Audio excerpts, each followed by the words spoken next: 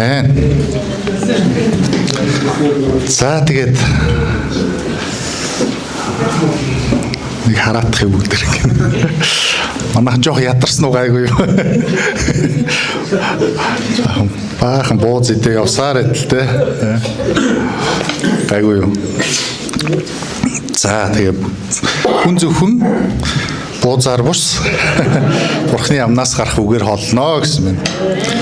Тэгэхээр үг бүрээр хоолно гэсэн байдаг. Тэгэхээр хамтдаа Бурхны үгээр хооллох цаг байна. Хамтдаа түүний өмнө ирж залбирцгаая.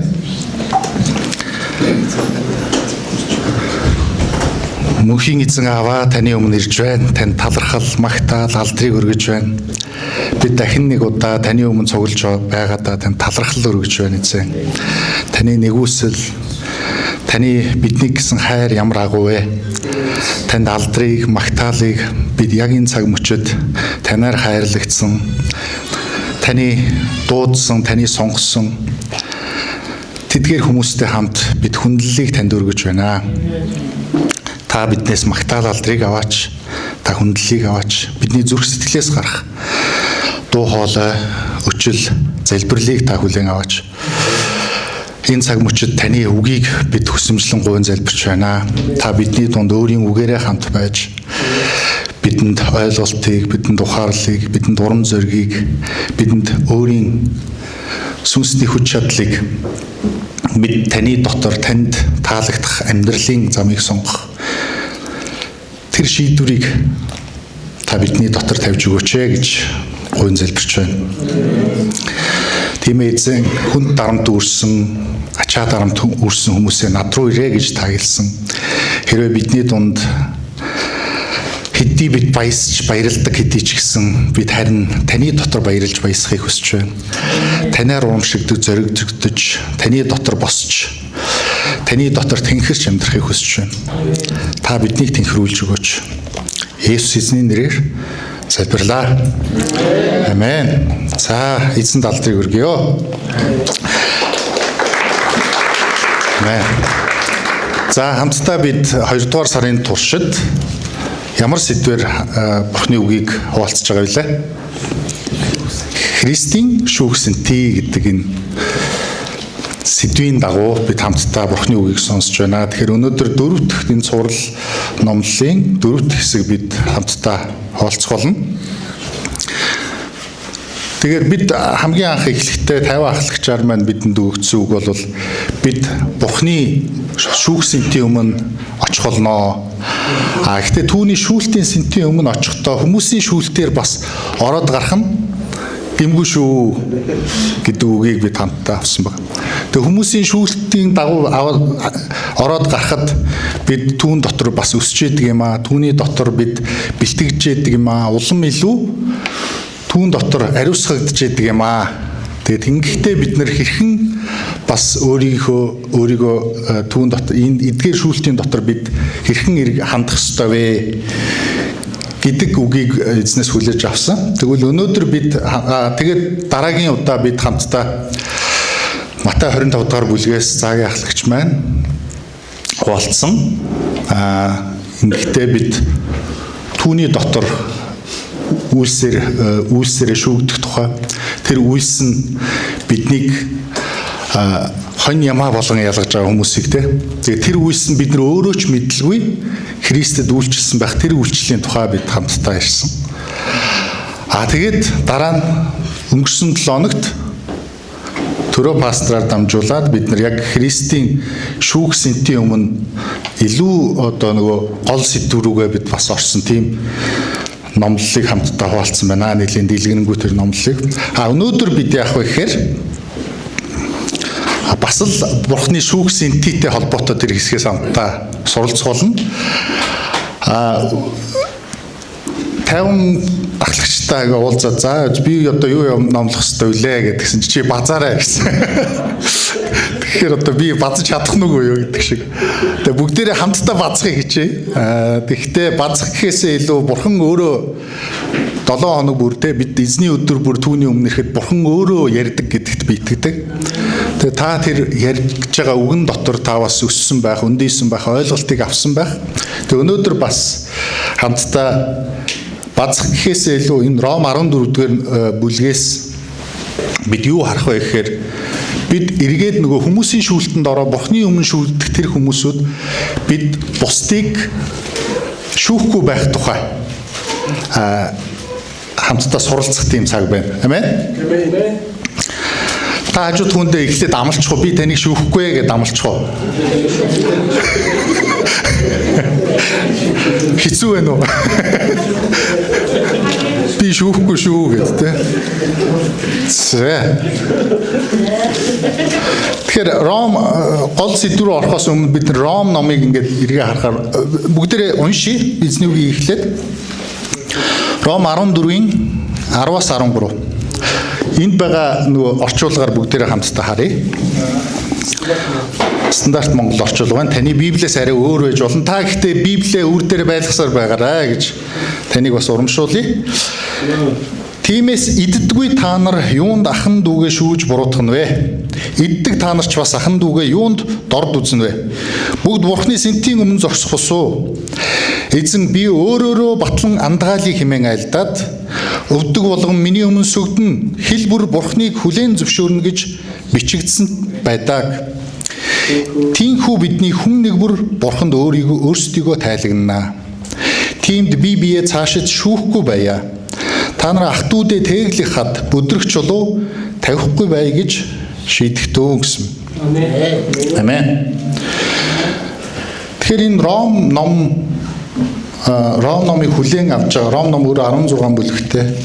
Ром номыг хүлээн авч байгаа тэр хүмүүсүүд ямар хүмүүс байсан гэхээр тухайн үеийн Ромын эзэнт гүрэн гэж хэлэгдсэн тэр том агуу том эзэнт гүрний одоо төв хотод тийм ээ амьдран суудаг тэдгээр хүмүүс дотор үүссэн чуулганд хаягдсан энэ загтал байна. Тэгээ энэ эзэнт гүрэн учраас олон үндэстнүүдийг нэгтгэсэн энэ эзэнт гүрэн дотор мөн олон үндэстнүүдээс бүрдсэн чуулган бий болсон байсан. Тэгээ нэлийн хэсэг нь бол аль хэдийн Христ одоо Юдэ буюу итгэлтэй байжгаад одоо хуучин гэрээ дагдаг тэр заншилтай хүмүүс байж байгаа. Шинэ итгэлийг буюу Христэд итгэлийг хүлээж авсан тэдгээр хүмүүс байсан. А нөгөө талд ерөөсөө янз бүрийн өөрсдийн бурхан шүтэн тахилтай байж байгаа. Христийн сайн мэдээг сонсоод Христэд итгээд бас нэгэн чуулган болсон тэр хүмүүсүүд бас байсан баг. Тэгэхээр анхны тэр энэ чуулганд мэдээж яг зөрчил бэрхшээл асуудлууд бас л яг байсан баг. Тэгэхээр энэ асуудлуудад хаягдсан загтлыг бид хамтдаа харж байгаа. Тэгээ өнөөдөр ч гэсэн хэдий тэр анхлан очсон тэр сонсогчдод хүрч байсан тэр утга шууд биднэрт дээр буухгүй хэдий ч гэсэн бид өнөөдөр энэ Бурхны үгээр дамжуулан хэрхэн бидэнд одоо энэ загтал хамаатай юм болоо хэрхэн бид энэ үгийг Бурхны үгийг хэрхэн яаж хэрэгжүүлж амьдрах ёстой болоо гэдгийг хамтдаа хуваалцах гэж байна гэсэн үг. Тэгэхээр энэ ялгаатай хүмүүсүүд, ялгаатай ёс заншил, ялгаатай бүр хуучин итгэл үнэмшилтэй байсан энэ хүмүүсүүд шинэ итгэл үнэмшлэр дагаад Христэд итгэх, үнэн Бурхныг дагах авралын тэр сайн мэдээг сонсоод амьдарч байгаа тэр хүмүүсийн хувьд ялгаатай итгэл үнэмшил, ялгаатай зүйлсүүд байсан учраас тэнд асуудал жижиг сажиг гэж хэлж болохоор асуудлууд үүссэн байна. Тэгэхээр бид нэг үндэснээс бүрдсэн ер нь харьцангуй ийм хүмүүсүүд байгаа тийм ээ. Тийм учраас бидний хувьд бол зарим асуудал нь тийм том асуудал биш юм шиг харагдаж байна. А зарим асуудлууд бид магадгүй том асуудал хэвээрээ байгаа тийм асуудлууд энд яригдж байгаа. Тэгэхээр 14-р бүлэгийг бид хуваалцахдаа бүхлээр ингээд Ром номыг сая ойлгосон. Тэгэхээр Ром номын 14-р бүлэг дээр бүхэл бүтэн энэ бүлэг тэр чигээрээ бидний өнөөдөр хуваалцах гэж байгаа энэ зүйлийн талаар ярьж байгаа. Тэгэхээр эхлээд одоо цаашдаа харах юм бол яагаад бид нар энэ үг чухал вэ гэдгийг харж болно. Нэгдүгээрт энэ бол жижиг асуудлуудын талаар яригдж байгаа мэт харагдаж байгаа. За энд хоёрдугаар ишлэлийг харах юм бол ургамал ногоо идэх тухай яригдж байна. Биднэрт ургамал ногоо идэх асуудал мөн үү? Гайгүй юу? За хоёрдугаар мах идэх тухай яригдж байна тийм 21-р ишлэлээр яригдсан. За 21-р бас ишил дээр дар суух тухай яригдсан. Дар суух асуудал мөн үү? Чимээгүй болгоомжсон хүмүүсээ. Айргуух асуудал мөн үү? Бид нар айрганд жоохон соригдох гэдэг асуудал байна уу? За. Тэгээ 3 дугаар ишил дээр яасан бэхээр өдрийг би айрг аваад ирсэн зүгээр үү гэдэг шиг. За, өдрийг бодлох тухай 3 дугаар ишил дээр яригдсан байна. Зарим хүмүүсүүд энэ өдөр чухал, энэ өдөр эзэнд тусгаалan өргөсөн энэ одоо хуучин гэрээн дээр тэр өдрүүдийг сахих тухай байдаг тийм ээ. Гэтэл шинэ итгэлээр эзэн хүмүүсүүд заавал тэр сахих ёстой мó гэд. Өөрөөр хэлбэл одоо юудэчүүд нь та нар ингэжээд сайн мэдээ одоо жинхэнэ итгэгч болох юм аа. Та нар хөвчөө хөндүүлэх ёстой, та нар ингэж идэж уух ёстой, ийм мэдж уух ёстой, ийм уухгүй идж уухгүй байх ёстой, ийм өдрүүдийг сахих ёстой. Тэгжээд жинхэнэ итгэгч болно гэдэг шахалтанд бусдыг өргөжсэн бол нөгөө нэг хүмүүс бид нар Христ итгэгч болсон шүү дээ. Бид нар эрх чөлөөтэй. Түүний дотор юу ч хийсэн бид нар эрх чөлөөтэй. Яагаад гэвэл бид шүүгдэхгүй юм чинь. Бид гмийн шүүлтэнд орохгүй юм чинь. Бид нарыг Бурхан аварсан юм чинь. Ямар хамаа байгаа та нар буруу байна гэдэг ийм ялгарлууд гарч ирсэн гэсэн. Тэгээ бидний дунд магадгүй ах дүүсийгээ тийм ээ. Ингэснээс нь болоод тэгснээс нь болоод жижигхэн тэр ялгаатай зүйлсээс нь болоод ч юм уу бид нар хин нэгнийг харахтаа итгэгч ахын дүүсээ ахын дүүс гэж яригдж байгаа энэ зүйлс маань илүү итгэгч ахын дүүсийн тухай яригдж байна гэсэн. Тэгэхээр энэ бие бинийгээ тийхүү шүүдэг юм биш үстэй гэж харж тодорхой стандартанд тавьчаад тэр стандартанд хүрэхгүй болохоор энэ хүн итгэгч байж ийм байхтай яад юм ч гэдэг юм уу тийм ээ. Энэ хүн итгэгч мөн үү гэж асуудаг ч юм уу. Ийм байдал руу хүрэх үе гэж. Гэтэл энэ жижиг гэж яригдж байгаа асуудлууд нь үнэндээ том үр дагаврыг бас дагуулж байгаа тухай энэ Ром 14-р бүлгээс бид харж болж байгаа. Тэгэхээр 20 дугаар ишлэл дээр харах юм бол энэ шүүж бусдыг ахын дүүсээ шүүж байгаа энэ зүйлс нь эргээд ямар үр дагаврыг хүргэж ийн вэхээр Бурхны ажлыг бүр нураах гэдэг тухай яригдсан байна. Бурхны ажлыг хүн нурааж чадах уу гэж бодогдмоор тийм ээ. Харин Бурхны үг хэлэхдээ та нар бүр энэ ах дүүсийг шүүснээрээ Бурхны ажлыг нурааж гинэ гэж хэлсэн байна. Түгөө зогсохгүй бид нар энэ зүйлсээр дамжуулаад бүр яллагдах хэмжээнд хүртэл тийм ээ. Бид нар очих боломжтой гэдэг тухай ярьж байна. Өөрөөр хэлбэл энэ зүгээр нэг жижигхэн асуудал, зүгээр л нэг сүртэштэй гэдэг тэр асуудлууд биш. Харин бидний магадгүй анзаарахгүй өнгөрөөж байгаа тэр зүйлсүүд том үр дагаврыг авчрах боломжтой гэдэг тухай өнөөдөр хэлэгдэж байна. Тийм учраас ийм ач холбогдол байгаа учраас, ийм том үр дагавар байгаа учраас бид нар өнөөдөр энэ одоо шүүх бие биенээ шүүх тухай энэ асуудлыг хамтдаа хуваалцах хэрэгтэй болж байгаа. Илүү юу вэ гэдгийг ойлгож бүү шүү гэсэн энэ тушаалыг хэрхэн яаж хэрэгжүүлэх юм бэ гэдэг дээр хамтдаа хуваалцах хэрэгтэй болж байна гэсэн. Амен. Амен. За, тэгээ бүгдээрээ яг гол ишлэлдээ эргээд бас харъя. 10-ын эхний хэсэг дээр юу гэж хэлсэн бэ гэхээр тиймээс иддэггүй та нар юунд ахын дүүгээ шүүж буруутгах нь вэ? Иддэг та нарч бас ахын дүүгээ юунд дорд үзэн вэ гэсэн юм. Тэгэхээр өөрөөр хэлбэл энэ бид нар бүү шүү бүү дорд үзэх гэсэн энэ асуулт хэдий ч гэсэн бүү шүү бүү дорд үзэх гэсэн энэ тушаалыг биднэрт эзэн дахиад сануулж байна гэсэн үг. Амен. Хажууд хүндээ та намайг битгий шүүгээрэй гэж хэлэхгүй. Би таныг дорд үзэхгүй гэж та хэлэхгүй бас тий.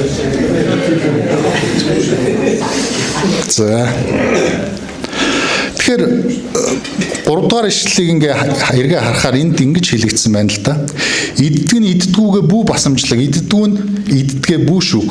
Учир нь Бурхан түүнийг хүлээн авсан юм а гэж. Өөрөөр хэлбэл шүүн гэдэг нь юу гэсэн үг вэ гэхээр бид нар Бурхан тэр хүнийг хүлээг аваагүй юм шиг сэтгэлээр хандж байгаа тэр хандлагыг бид нар шүүхэлт гэж хэлж болохоор байна. Бурхан хүлээн аваагүй мэт. Амен. Дээрэс нь 10 дугаар ишлэлээр эргээ харахаар ахан дүүгээ гэдэг үг гарч байгаа. Ахан дүүсэг. Тэгэхээр өөрөөр хэлбэл бид нар хажууд байгаа хүмүүсээ хин нэгнээ харахад хажууд байгаа хүмүүс бол харьцангуй ойр сууж байгаа хүмүүс гайг байгаа бах те. Бид нар магадгүй тийм үү? Хамгийн урд сууж байгаа хин нэгэн, хамгийн хойно сууж байгаа хин нэгэн ч юм уу хооронд те. Ахан дүүсэг тэр харилцаа хэр байна вэ гэж. Тэгээ ахан дүүсэг тэр сэтгэл байхгүй бол бид нар шүүлтэнд ороход амархан байна гэсэн. Ахан дүүсэг бус тэр сэтгэл бидэнд байхгүй бол бид нар ах дүүсээ яг төрсөн ах дүүгээ хэрхэн яаж хайрладаг вүлээ тийм ээ. Буруу явж байгаа бол бид яах вэ? Хэлэх хэрэгтэй болдог. Хэрэг зөв сайхан үнэхээр амжилтанд хүрж байгаа бол бид баярлдаг тийм ээ. Харин тийм биш байгаа бол бид нар магадгүй атаархал, магадгүй харьцуулалт, магадгүй тэнд шүүлт явагдах боломжтой болж байгаа. Мөн 15 дугаар ишлэлийг бас 14-15 дугаар ишлэлийг харах юм бол энд хэлсэн байна. Хэрв идэх юмнаас олж ах дүүгээ гомдоовол та нэгэнт хайрын дагуу явахгүй байна гэж хэлсэн. Өөрөөр хэлбэл хайрын дагуу хандахгүй байгаа энэ хандлага бидийг шүүлт рүү аваачдаг. Шүүлт гэдэг энэ зүйл рүү аваачдаг байх нь л д. Дорд үзэх гэдэг энэ хоёр зүйл рүү. Тэгэхээр өөрөөр хэлбэл тэр хүн эргээд би чтэй итгэгч биш юм байна да. Эсвэл хөөх энэ итгэл бурханд итгэх итгэл Христийг дагах амьдрал чи яасан хэцүү юм бэ?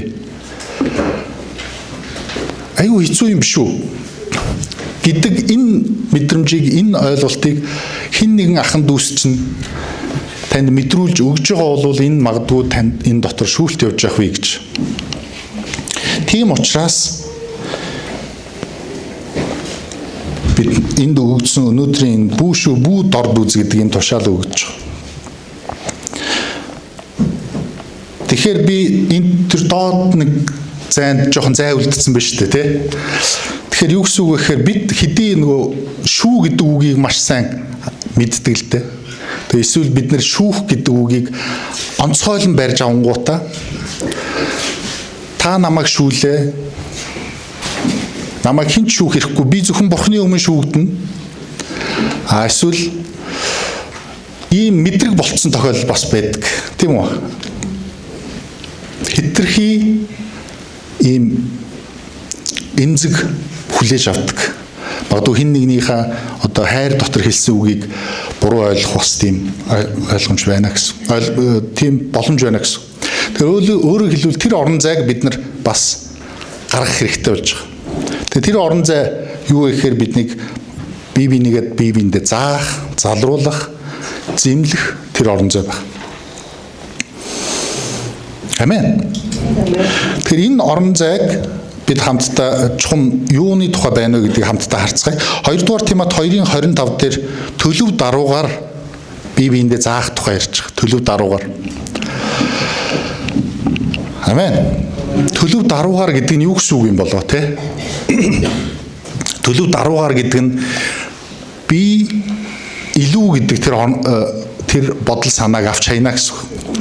Би илүү мэдээд байгаа учраас, би илүү одоо төлөвшсөн учраас, би илүү мундаг учраас би зааж байгаамаа биш.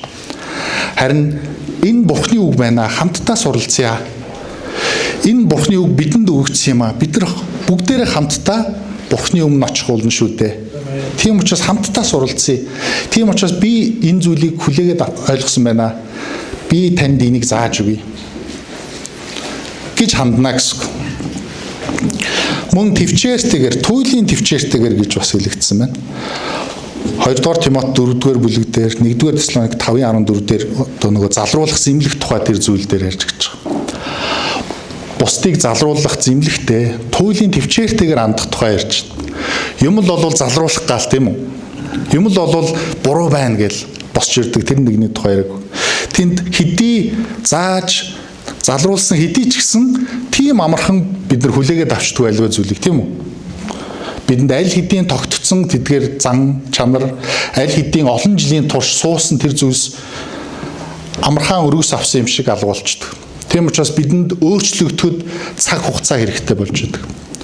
Өөрчлөгдөхөд магадгүй бид нар хүсэж байгаа хэдий ч гэсэн чадахгүй тийм зүйлсүүд бидний амьдралд маш их байдаг.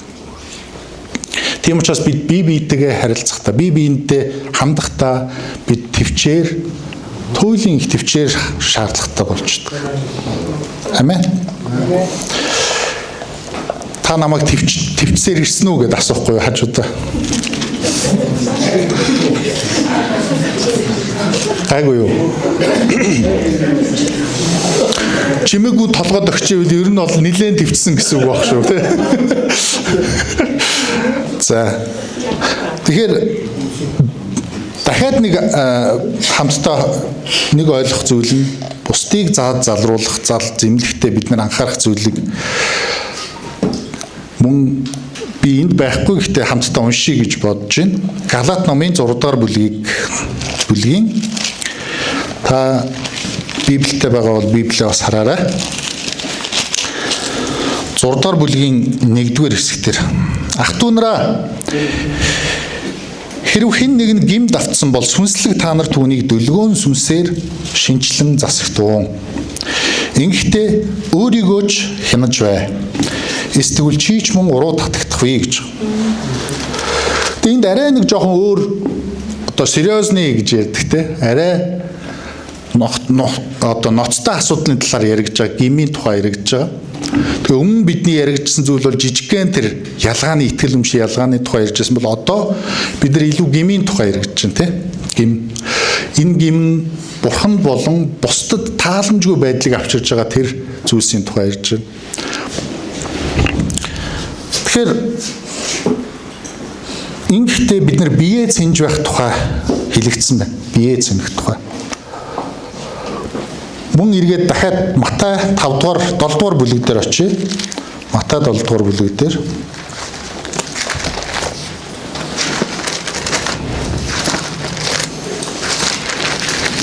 Матай 7 дугаар бүлэг дээр 7-гийн 5 дээр ингэ хэлсэн байна. Хоёр нүртэй гэж хэлсэн байна. Хоёр нүртэй.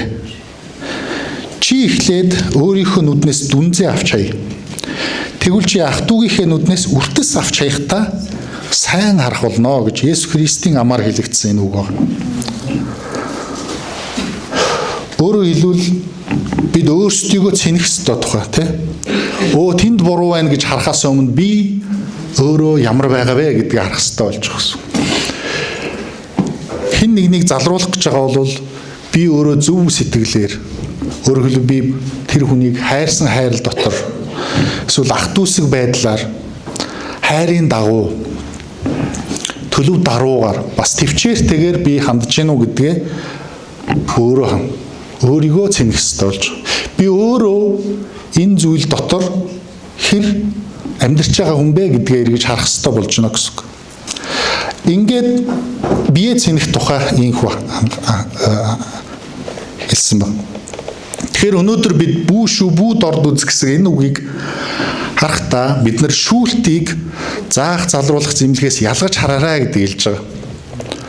Өөрөөр хэлэх юм бол бид нар хэн нэгэн надад анхааруулж хэлсэн зүйлс байгаа бол миний дүү, миний ах эгч жоох ингэчүүл ямар вэ? Ингүүл гоё биш үү гэж тийм ээ. Би нэг сая нөгөө бууз хийж явахдаа нэг тийм зүйл тохиолдлоо.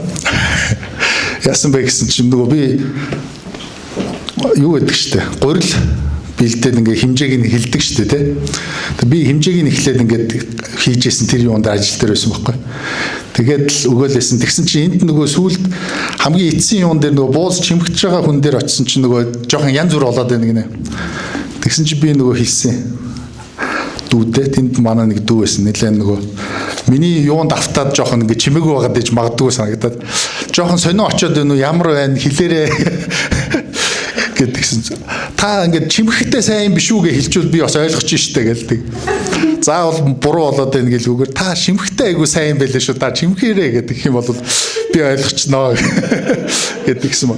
Яг түүнтэй адилханаар бид нар бас одоо залруулахтаа ч гэсэн эвтэйгэн хэлэх хэрэгтэй байна л да.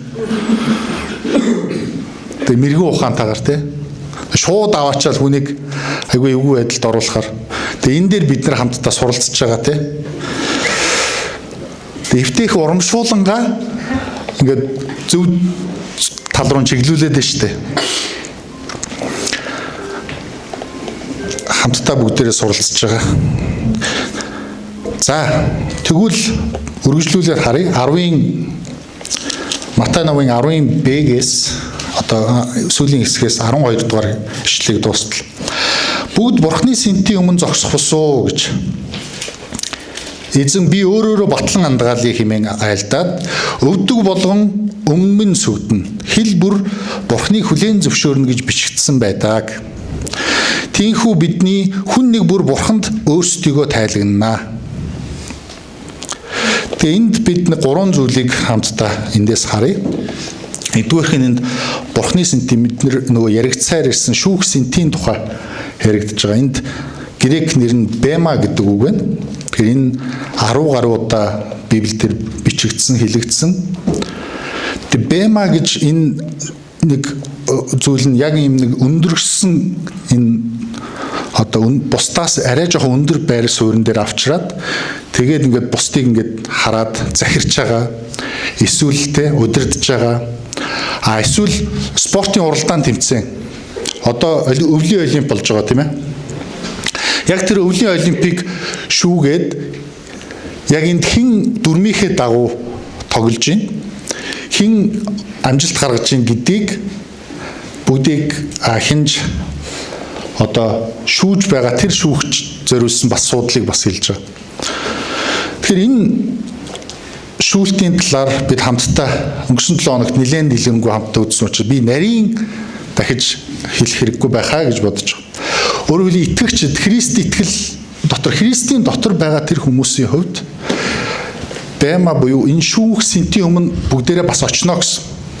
Гэхдээ энэ шүүлт нь Христийг эсэргүүцэж түүнийг хүлээн авахгүй, түүнийг доромжилсоор байгаад эзний өмнө очиж байгаа тэр шүүлтээс ялгаатай. Энэ хоёр дахь тэр шүүлтийн талаар Илчилт номын 20 дугаар бүлэг дээр дурддагдсан байна. Тэгээ энэ шүүлт бол маш аимшигтай шүүлтийн тухай ярьж байгаа. Үр дагавар нь мөнхийн тэр шийтгэл байх тухай. Тэгээд тэр шийтгэл нь бүр дотроо янз бүрийн байх тухай ч гэсэн байна. Янз бүрийн зэрэглэлтэй байх тухай, тийм ээ. Харин бидний өнөөдөр үзэж байгаа энэ бема буюу тэр шүүлт бол яг спортын тэмцээнд шагналаа авахар шүүгдэж байгаа тэр хүмүүсийн адил байна. Амен. Христэд тэгсэн тэр хүмүүсүүд шагналаа авахар хэн үнэхээр Бурханд таалагдах үз өөрийнхөө амьдралыг үнэхээр мөнхийн тэр ач холбогдолтой зүйл дээр мөнхийн чанартай зүйл дээр би амьдралаа зориулж итгэж амьдрсан бэ гэдгийг шүүлэх шүүлтийн өмнө итгэгч хүмүүс очно гэсэн. Энэ шагналын шүүлт гэж яригдж байгаа.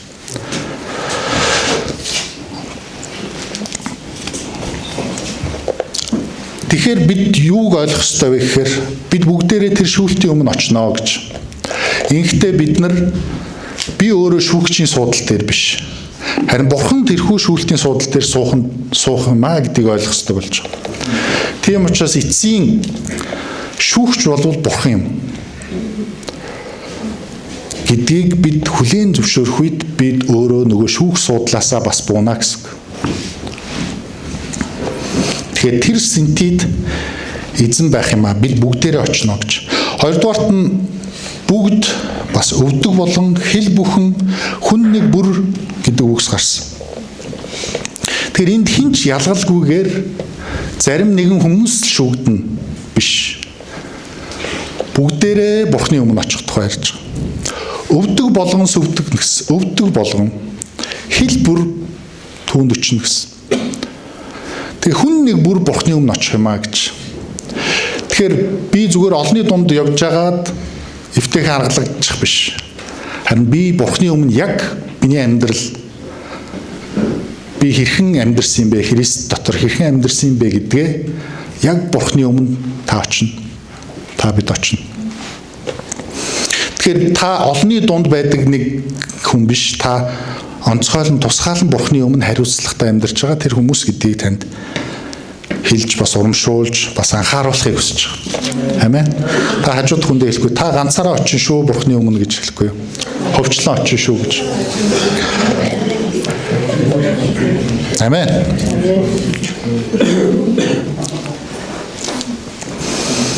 Дараа нэг зүйл нь бурханд өөрсдийгөө тайлагнаа гэж хэлсэн. Тайлагна. Мөн Ром номын 2:6 дээр хэлсэн байгаа. Дахиад энэ тухай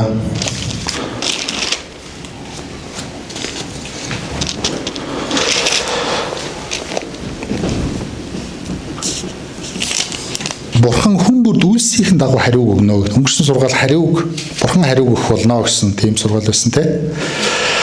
Тэгээ Бурхан үйлсийн дагуу хариуг өгнө. Тэгээ энэ хоёр шүүлтийн тухай би ярьсан те. Энэ хоёр шүүлтэнд аль альнийхэн дагуу үйлсийн дагуу хариуг өгч байгаа. Христийг итгэж амьдрсан тэр хүмүүс Христ итгэх амьдралдаа хэрхэн үйлдэж амьдрсан бэ гэдгээс хамаарч шагнал авах уу, шагналаа алдах уу гэдэг энэ шүүлт болж байгаа. Харин Христэд итгэлгүйгээр тэр очих хүмүүсүүд Христийн тэр төлөөс гим нүгэлдээр буух тэр шийтгэлийг Христ өөр дээрээ авсан тэр учраас бид шагналын шүүлтэнд очиж байгаа. Түүнд итгэсэн учраас харин тэрхүү шүүлтийг хүлээн зөвшөөрөв. Тэрхүү авралыг хүлээн зөвшөөрөв бол тэр шүүлтийг өөр дээрээ авна гэсэн үг болж байгаа. Өөрөөр хэлбэл шийтгэлийн шүүлт рүү очно гэсэн үг болж байна.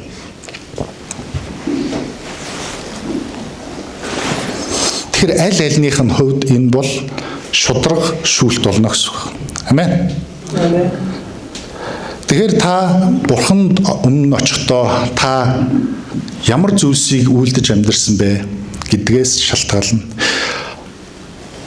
2 дугаар Коринт номон дээр хэлэхдээ бид нар бүгдээрээ амьдрал одоо Бурхан дотор баригдаж байгаа юм аа, байшин барилга болон баригдаж байгаа юм аа гэдэг тухай ярьж байгаа. Бид нар Бурханаар баригдаж байгаа, бас бусдаар баригдаж байгаа, бус хүмүүсээр. Бид бас Христ дотор өөрсдийгөө барьж байгуулж байгаа. Бид нар бүгдээрээ барилгачд байна. Бас барилгын материалууд байна. Тэр барилгачд өөрсдөө яасан бэ гэхээр ямар материалыг ашиглаж барьж гинэ гэдгээр шалгагдах тухай бас гарч байгаа. Тэгээд өвс, сүрэл, мод гих зүйлсээр та барьж гинэ үү? Эсвэл алт, эрдний тэр чулуугаар, үнд чулуугаар та барьж гинэ үү? Гэдгээсээ хамаарат энэ тайлан шүүлтэнд орж байгаа. Хэрвээ та гэхдээ энэ тайлагнахын шүүлтэнд бас гал шиг байна гэдэг тухай ярьж байгаа. Тэр тийм амархан бас биш гэсэн үг. Тийм зөвхөн гой сайхан зүйлс байх, баяр хөөрийн зүйлсийн тухай бас яриаггүй гэсэн үг. Энд бас хүндхэн нөхцөл байдал ч гэсэн учирна гэсэн үг. Гэхдээ энэ хүнд нөхцөл байдал нь мөнхөд үргэлжлэхгүй. Хэрвээ та амьдралдаа төр зуурын үр жимсгүй тэр амьдралаар амьдарсан бол Христийн өгсөн нэгүслийг үнэлж хүндлээгүй амьдарсан бол бидний хийсэн үйлс маань галаар шатаагдах тухай ярьж байгаа. Яг өвс тийм ээ. Сүрэл, мод галаар шатаагдаад өнгөрдөг шиг. Энэ үед тэнд шагнал байхгүй тухай. Харин та үнэлж, цэгнэж, хүлээж авсан тэр нэгүслээ үн цэнтэй тооцож, хүлээж авсан тэр авралыг үн цэнтэй тооцож, хүлээж авсан тэр хайрыг үн цэнтэй тооцож амьдрсан болвол тэгээ түүнийхээ дагуу итгэлээр үлдэж амьдрсан болвол яг та галт мөнгөөр эрдэнсийн чулуугаар үнд чулуугаар та барьж байгаа тэр барилгачин мэт таны барьсан зүйлс чинь эргээд танд шагнал болох зүйлсээр хариуг авна гэсэн үг. Амен. Тэгээ бид ямар шагнал авах тухай өнгөрсөн 7 хоногт бас сурсан байгаа. 5 титмийн тухай төрөө пастор хуваалцсан тийм ээ. За ингээд үндсэн хэсэг маань бид хамтдаа ерөнхийдөө дуусч байна. Хамгийн сүүлийн хэсэг болох Ром 14-ийн 13 руу хоёрыг уншицгаая. Тиймд бие биеэ цаашиж шүүхгүй байя. Та нар ах トゥ дэ тэглэх хад бүдрүүлэх чулуу тавихгүй бай гэж шийдэгтэн гэсэн. Амен. Энд хэлэгдсэн шүүх гэдэг үг нь крино гэдэг үг байна. Дахиад шийдэгтэн гэдэг үг бас гайхалтай. Яг адилхан үг. энэ үг өөрөө хоёр утгатай гэсэн үг. Тэгээ энд Библийг бичсэн хүн байна. Библийг одоо энэ Паул энэ үгийг нэг үгийг ашиглаад хоёр утгыг гаргаж ирж байгаа. Тэгээ эхний хэсэгтэр бид шүүхгүй байя гэдэг, бие шүүхгүй байя гэдэг энэ зүйлийг бид нар өөрсдөө шийдвэр болгож тавья гэж. Тийм учраас та хажууд хүндээ та шийдсэн үү гэж асуухгүй та хажууд хүнээс.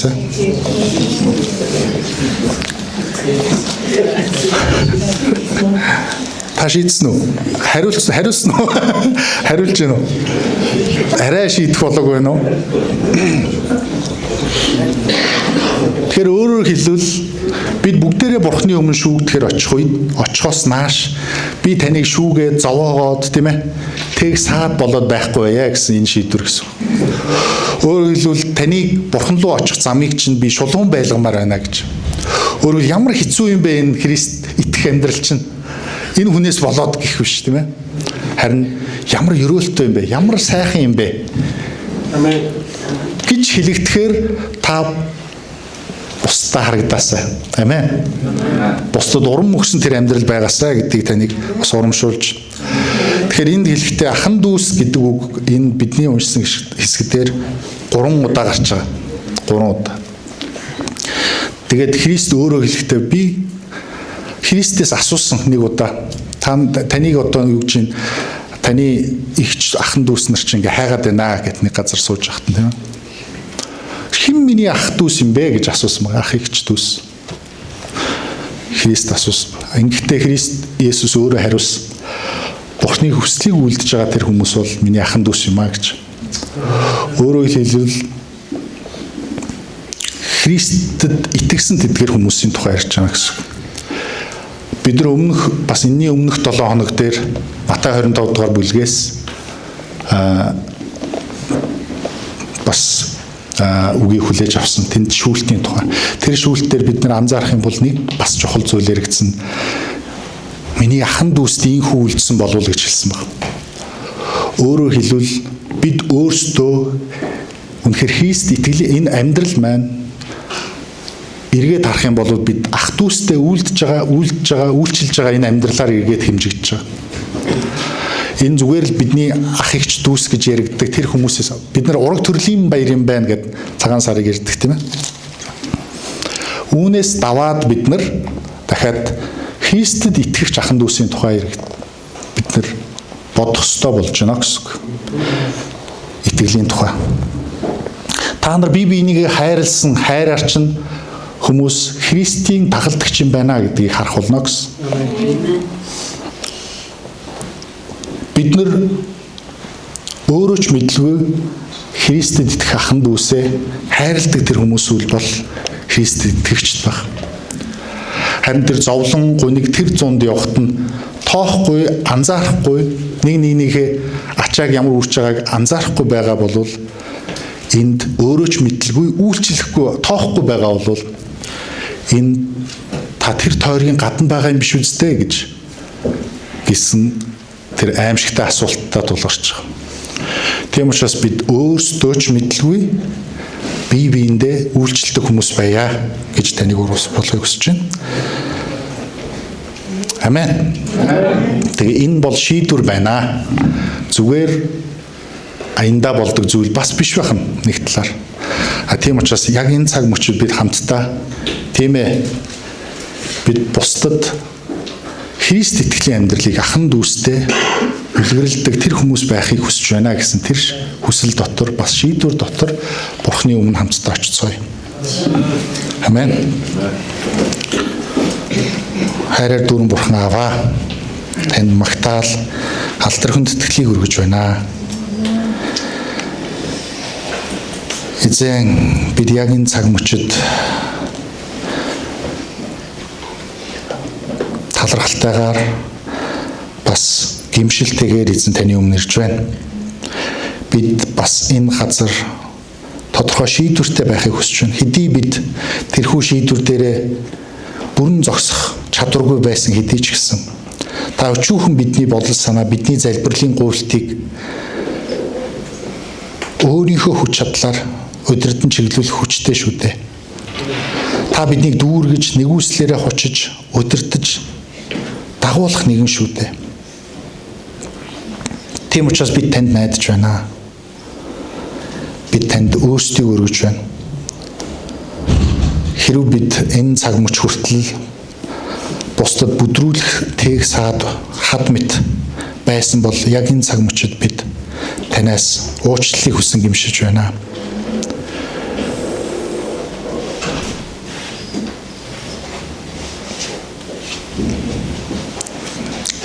Та үнэхээр биднийг сонсдог учраас, та биднийг үнэхээр үрд мөхөд уучлсан учраас, тийм учраас өөрийн загалмай дээр өөрийнхөө амийг золин байж биднийг уучлсан учраас танд баярлалаа.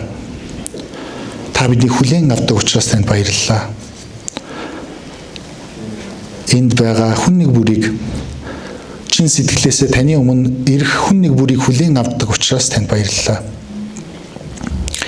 Биднийг өдөртөн дагуулж, чиглүүлж, хүчийг өгч, шинэ энэ итгэлийн амьдралын замаар өдөр бүр туулахад хүчийг өгч удирдаач эзэн. Бид өөрсдөөсөө биш, харин танаар амьдардаг хүмүүс байхыг хүсэж байна. Бид бүгдээрээ таны өмнө очих болно. Ингэхдээ бид тийм ээ эзэн, та мэдэн шүү дээ. Би танд хайртай гэдгийг та мэдэн шүү дээ гэж Петр хэлсэн шиг. Яг л тэрхүү өчлийг би таны төлөө л үйлчилж амьдарсан шүү дээ. Танд таалагдахын төлөө. Та намайг хайрлсан, тэр хайрын дотор л амьдрахыг би хичээсэн, итгэхийг хичээсэн. Итгэж амьдрахыг хичээсэн. Та мэдэн шүү дээ гэж ирэх таны хүмүүс байхыг хүсэж байна.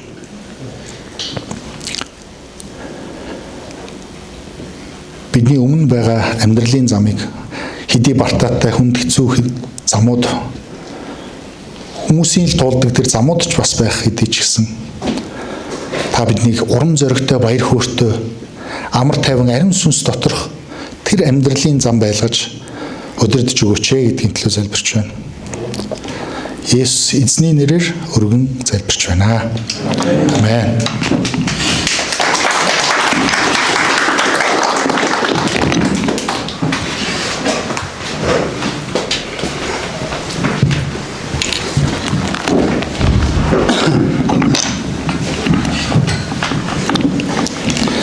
Амен. Эзэн бол сайн юм аа. Амен. Тэг бүгд хамтдаа эзэнд алдрын ажиллагаа ташлаа. Дахин нэг өргөцгөөё. За тэгээд тэгшээ ахлагч маань тэгээд сая базаж чадсан уу? Миний хувьд бол өнгөрсөн яг энэ сарын бүхэл зүйлсийг над базаа дахиж ойлгуулж өглөө. Би зарим зүйлсээ нэг бууцтайгаа холио идсэн байж. Тэгсэн чинь бусад зүйлсийг маань яг ингээд хилээд өнгөд яг өмнөх ярьжсэн зүйлсүүд маань яг бүгэн ороод яг тийм бүрэн болж байгаа мэдрэмж надад айгүй төрлөлтэй сая яг тэр шүүлтийн талаар. Тэгэхээр яг үнэхээр тэгшээ ахлагч үнэхээр базаж чадлаа гэж хэлбэр байна. За тэгээд яг энэ шүүлтийн талаар ингээд яг бодогдоо суужсэн чинь яг бурхан нэг зүйлсийг надад сануулсан гэх юм бол яг 10 жилд ингээд плед суулна гэж байдаг гэсэн шүү дээ. Шалгалт өгөхөр ингээд плед хилдсэн. Тэгээ 10 хэдэн плед өгчөөд нэг пледээ суулаад шалгуулдаг. Яг ингээд харсан чинь нэг манай нэг 10 жилийн найз яг тэр плед хийдэг багштай цугаж байгаад тийм бид нар нэг шипи өгөөд 2 гэдэг пледний ард нэг ийм тэмдэг тавьчихъя тий. Чи 2 гэдэг пледээ л цээжилчих тий. Тэгээ өөр бус нь хэрэггүй ард нь юм тэмдэг тавьчих. Чи тэгээ ороо яг тэр тэмдгийг хараад тэрийг соглоод ярьчих гэдэг байхгүй. Яг тэр зүйлс мань яг болоод би яг 2 гэдэг пледээ л нэг өдрийн турш бэлдээл. Тэгээ маргааш ороод ингээл ширээлд барсан чинь нөгөө тэмдэг нь харагдаж байгаа байхгүй. Тэгээ бариад тэгээ тэр дагуу шүүгдээд би нөр багшийнхаа өмнө шүүгдээд тэнцэж байгаа байхгүй. Тэгээ сая бодоод суужсэн чинь үнэхээр бурхны шүүлтийн өмнө үнэхээр тийм зүйлс байхгүй мэнэ гэдэг зүйлсийг бодчихлаа тий. Үнэхээр тийж нөгөө нэг тийм багшигаа тэр чинь хуурж байгаа шүү дээ нэг одоо тий хуурах тэгээд одоо ингээд амарчлах одоо ингээд арын хаалгаар ч юм уу тийм зүйлс бурхны шүүлтийн өмнө байхгүй мэн гэдэг зүйлсийг бодоод суужлаа. Үнэхээр бурхны өмнө бүгд адилхан шүүгдэн тий бүгд адилхан шүүгдэн. Тийм учраас үнэхээр бэлэн байх хэрэгтэй юм байна. Үнэхээр бурхны өмнө өөрийгөө бэлэн байх хэрэгтэй юм байна. Тэгээд яг өнөөдөр бас ингээд яг ингээд баярын үеийн дараа ингээд орж ирээ дахиад шүүлтийн талаар сонссон чинь жоохон бас хүн сонсогдлоо л да. Баяр зоржсэн чинь шүүгдэн шүү л гэдэг байгаа. Тэгэхээр ингээд яг энэ зүйлсийг маань олсон ингээд бас үргэлж бид нар энэ зүйлсийг санах ёстой гэдэг зүйлсийг бурхан сануулж хэлж байна л да тийм. Цаг мөч болгонд үнэхээр эзний бид шүүгдэх учраас бэлэн байх хэрэгтэй юм байна. Зөв байх хэрэгтэй юм байна гэдэг зүйлсийг бас санах хэрэгтэй юм байна гэдэг зүйлсийг сануулж өгсөн болов уу гэж бодож байна. Амен. Тэгэхээр бид бүхэн бас үнэхээр амийн далах чуулганы маань итгэгчнийг болон бид бүхэн хамтдаа эзний юм нэг лаага бэлдсэн тэр ухаалаг эмгтээчүүд байя хэмээн уриалж байна. Амен. За тэгээд дараагийн цаг маань эхлэх болсон байна. Тэгээд өнөөдөр шинээр ирсэн хүн байвал гараа өргөж бас мэдчилнэ үү гэж хүсэж байна. За энд Солонгосын Галил жолгоноос нэгэн ах маань гэр бүл хамт ирсэн байх шиг байна. Тэгээд хамтдаа бүгд алгадаж шин урья.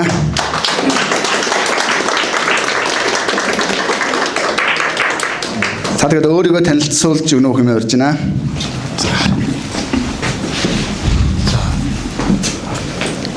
За бүгдээрэнд нь эзний өдрийн мэндийг хүргье. Энэ өдөр бас Галил чуулганд маань ирж очиж байсан. Чуулганаас маань бас наашаага явсан бүх ахын дүүсийг харахтаа баяртай байна. Тэгэхээр бас Галил Монгол чуулганд байгаа юм шиг санагдаж штэ. Тэгээ тийм ч учраас ерөөсө сандрах зүйл алга. Аюу гой дотн байна. Та бүхэнтэй хамт эзэнд алдар магтаалыг өргөж байгаадаа баяртай байна. Намайг Болдбаатар гэдэг Солонгос улсууд